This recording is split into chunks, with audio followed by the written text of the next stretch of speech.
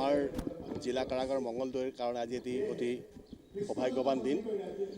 আমাৰ কাৰাগাৰৰ দুগৰাকীকৈ কাৰাবাসীয়ে যাৱজ্জীৱন কাৰাদণ্ডৰে দণ্ডিত কাৰাবাসীয়ে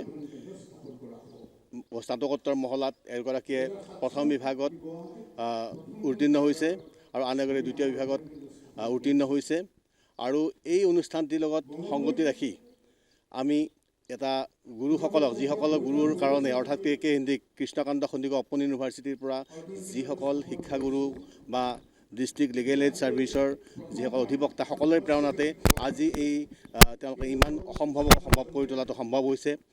আৰু BPP কোৰ্চৰ পৰা আৰম্ভ কৰি BA কোৰ্চ MA কোৰ্চ সকলোবিলাক ইয়াতে কৰিছে, কৰি এনেকৈ তেখেতসকলে সুখ্যাতিৰে উত্তীৰ্ণ হৈছে। সেইটো আমাৰ বাবে পৰম সৌভাগ্যৰ কথা।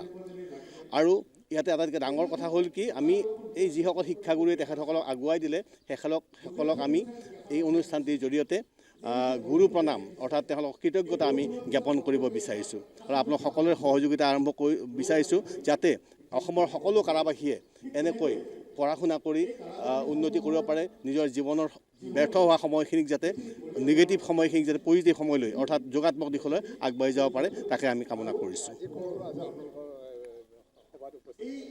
আজি সভাত কৃষ্ণকান্ত সন্দিকৈৰ অপেন ইউনিভাৰ্চিটিৰ সকলোখিনি শিক্ষাগুৰুৱে উপস্থিত আছে। আমাৰ ডিষ্ট্ৰিক্ট লিগেল এইড ছাৰ্ভিচৰ যিসকল অধিবক্তা, সেই পেনেলৰ অধিবক্তা সকলোখিনি উপস্থিত আছে ইয়াতে। তেখেতসকলৰ সৌজন্যতে আমি অনুষ্ঠানটো আৰম্ভ কৰিছোঁ।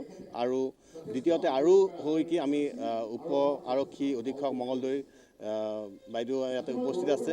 তেনেকৈ আমাৰ মঙলদৈ অঞ্চলৰ বিশিষ্ট গণ্যমান্য ব্যক্তিসকলো ইয়াতে আমাৰ উপস্থিত আছে। এই অনুষ্ঠানটিক আমাক প্ৰেৰণা দিবৰ বাবে উপস্থিত হৈছেহি।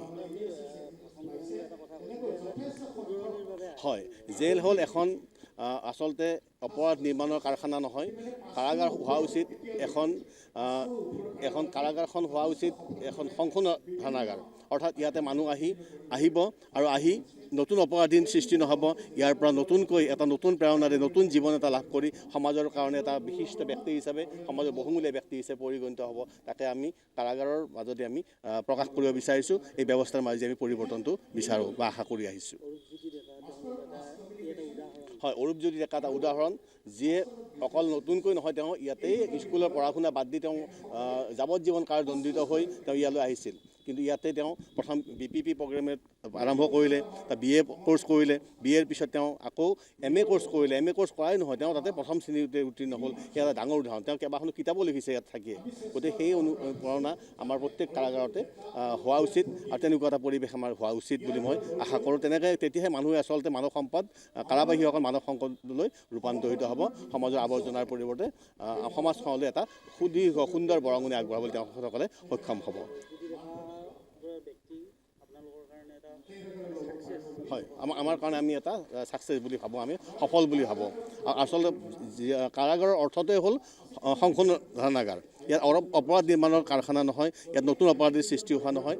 আমাৰ অৰূপজ্যোতি ডেকা এটা উদাহৰণ, যি ইয়াৰ পৰা বা তেনেকুৱা কেইবাজনৰ উদাহৰণ আছে। ইলিয়াছ পূৰ্তি এজন উদাহৰণ, যি আমাৰ ইয়াত থাকি সুন্দৰ ব্যৱহাৰেৰে, আচাৰ ব্যৱহাৰেৰে কাৰাগাৰৰ সকলো নিয়ম কানুন মানি চলি আজি এই কাৰাগাৰখনৰ নহয়, গোটেই অসমৰ কাৰাগাৰলৈ এটা আশাৰ বতৰা কঢ়িয়াই আনিছে।